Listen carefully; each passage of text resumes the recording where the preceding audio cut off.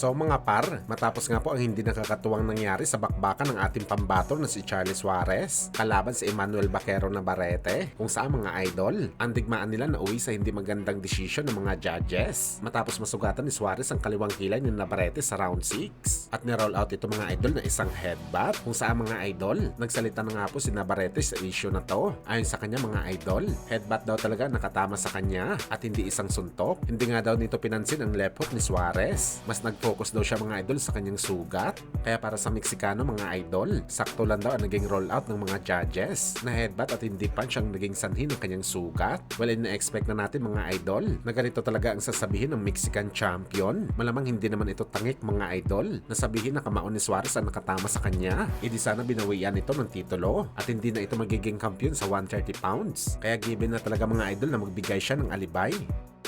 At bakit natin masasabi ng alibay mga idol? Eh hindi naman tayo bulag mga boss para hindi makita ang nangyari na komosyon bago masugatan itong si Navarrete. Real talk talaga mga idol. Suntok talaga ang nakatama sa mukha ni Navarrete. Hindi mo talaga masasabi na isang headbutt ito mga boss. Klaro talaga na dumiin ang kaliwang kamay ni Suarez sa kilay ng Meksikano. Hindi naman sila naguntugan mga idol. Nagkasagian lamang ang kanilang muka. Baka sabihin nila mga idol, may talim ang mukha ni Suarez. Kaya nasugatan si Navarrete sa sagi lamang. Halos lahat ng mga kilalang boxer at mga experts, maski na si Timothy Bradley, nagsasabi mga idol na isang punch talaga ang sanhi ng cut. Maski mga idol ang nag-review ng suntok, ay napapasabi na suntok talaga ang nakatama. Pero headbutt pa rin ang desisyon. Pero ayon naman sa mga ilang boxing experts mga idol, posible daw mabaliktad ni Suarez ang resulta ng laban nito kay Navarrete sakali mag-apila ito sa commission dahil meron naman daw siya ebidensya mga idol. Kaya ipanalangin natin mga boss na magtagumpay si Suarez sa apila. Napakasayang talaga mga idol dahil kampiyon na sana ang ating pambato. Pero naging mali pa ang tawag.